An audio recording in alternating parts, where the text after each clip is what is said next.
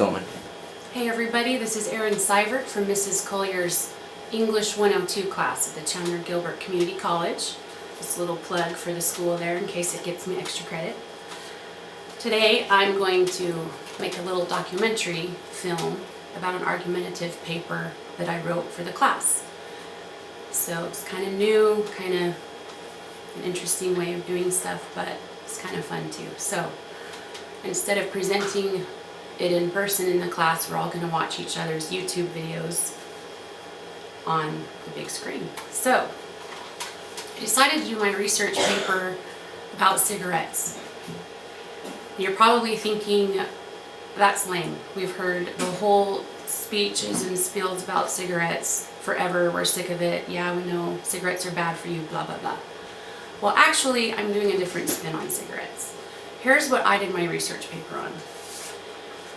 It intrigued me greatly that President Obama, in his 2013 inaugural speech in front of Congress, said that his goal was to make sure that every American child had access to high quality preschool. So basically, that every 4-year-old in America can go to preschool for free from government money and from taxes. And interestingly enough, how he plans on paying for this is by, yet again, raising the taxes on cigarettes. 96%, not 96%, 96 cents. 96% would be super extreme. So 96 cents a pack increase on cigarettes. Now, cigarettes were already taxed more back in 2006, over 60 cents a pack, to fund the children's health care thing that they were doing. So the cigarette smokers have been funding a lot of kids out there to go to doctors when they have the sniffles. And also for, major big important stuff too. But the point is, when we as Americans think about this, whether we're smokers or not, is this the right thing to do? Well, President Obama, the only justification that he could give for it was at the end of his speech when he says, it's simply the right thing to do. Okay, well that's what I decided to do my paper on. I'm arguing the president saying it's simply the right thing to do by doing this research paper. So, I found in my research 3 valid reasons why increasing the tax on cigarettes to pay for this universal preschool program is actually not the right thing to do. And I'm excited to share some of those facts with you, okay? So, here's my little visual of preschool being paid for by cigarette taxes, okay? First reason why this is not the right thing to do is the fact that it's completely contradictory. So here he's saying we can raise billions of dollars in amount of 10 years, $78 billion in 10 years, if we increase the package of tax, the tax per package of 96 cents a pack, okay? And over 10 years, we should be able to get enough revenue, $78 billion, to pay for this preschool. Here's the problem with that. He's counting on money from the smokers to pay for this preschool program that he wants to set up. But yet, part of his reasoning why he said this would be a win-win situation is because it will encourage the smokers to stop smoking because the prices will be too high. But at the same time, he needs those smokers to smoke in order to pay for the preschool. So that whole idea there is just absurd. And it just doesn't work. It's very contradictory. The second reason why this is not the right thing to do is the fact that only 19% of Americans are going to be paying for this preschool agenda, okay? 19% of Americans smoke. and when the lobbyists and everybody against this proposal met in Washington, they were upset about this because it's not fair that these smokers would have to fork out the money for this bill to send someone else's kids to preschool when some of them don't even have kids themselves. So White House came back to say, well, this is going to be something that's beneficial for all of society. So they're trying to calm down the smokers by saying, you know, we really feel by making an investment in these children when they're little, that say we invest $1 per child when they're little, when they grow up, we'll have a return on each child of about $11. So really everyone benefits. Okay, so let's break that down just a little bit. If everyone in America is going to benefit from having these 4-year-olds, every 4-year-old in America, that's a whole different topic for me to argue about. Anyway, every child in America to go to preschool, everyone benefits, then why isn't everyone going to fork out money to pay for it? What's happening is because there's only 19% of the smokers, right? I did a little bit of research, this was kind of fun. On top of that, with the win-win situation and wanting to help smokers cure themselves from this bad habit, and so we're going to have to tax you to help punish you so that you won't smoke anymore. What about fast food? A lot more Americans eat fast food than smoke. In fact, 80% Americans, from the study that I've researched, 80% Americans enjoy fast food. Occasionally, I'm one of those people.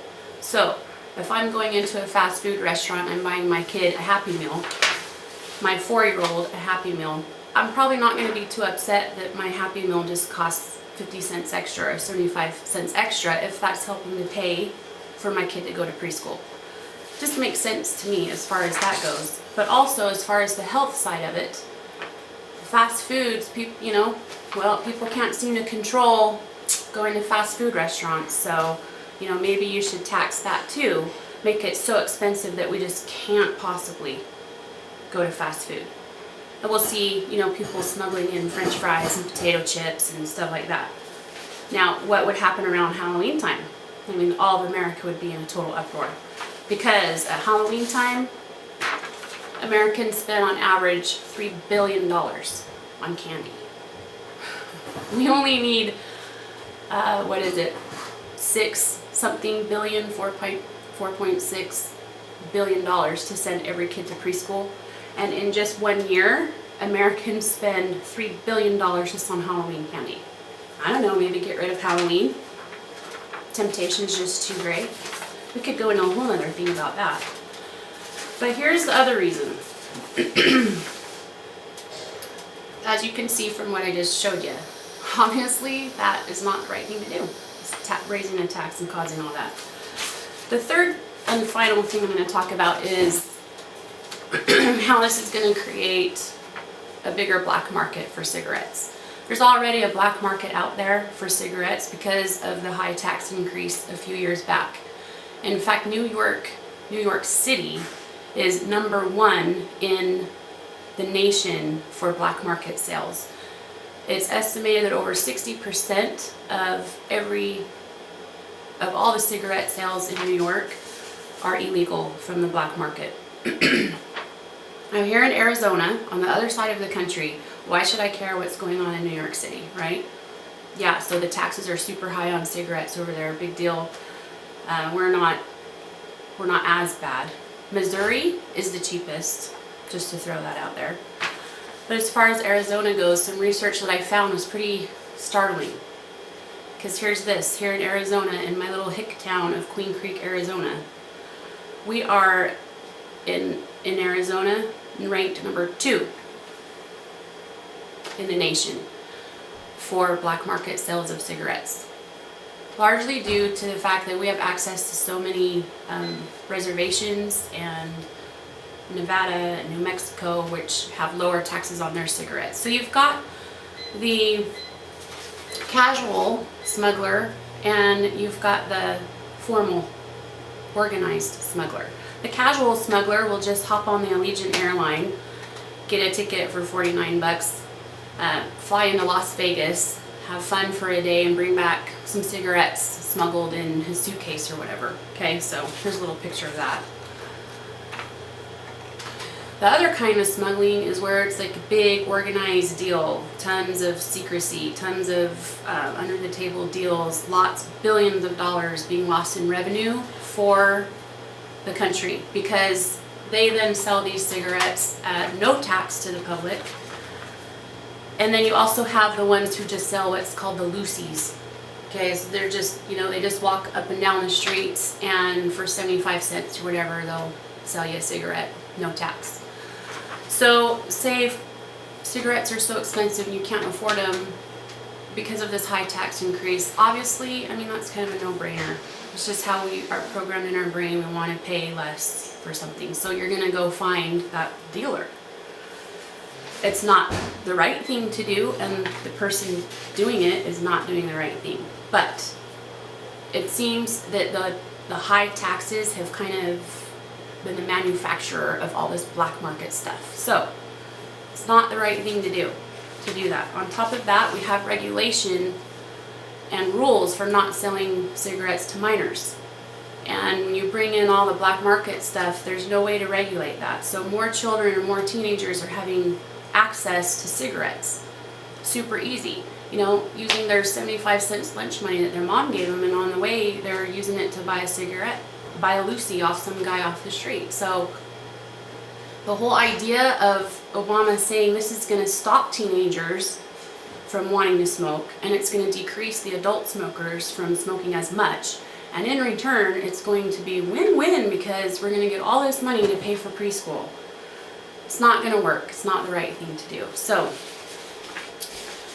in closing, let me just share one more thing, because I am going to put a plug in for smoking, but not as far as we're smart. We know it's not good for us. We know it does things to our body. What I want to tell maybe those who are thinking that smoking would be cool and you want to start it or whatever, you might want to think about this, okay? Say this is your cigarette that you just paid for, and the package of cigarettes, tons of money. Say you just bought this one cigarette, okay? Out of this cigarette, here's what the government would get out of this. From here to about here. Government gets that money from the cigarette. The manufacturer gets this much for his profits and manufacturing costs.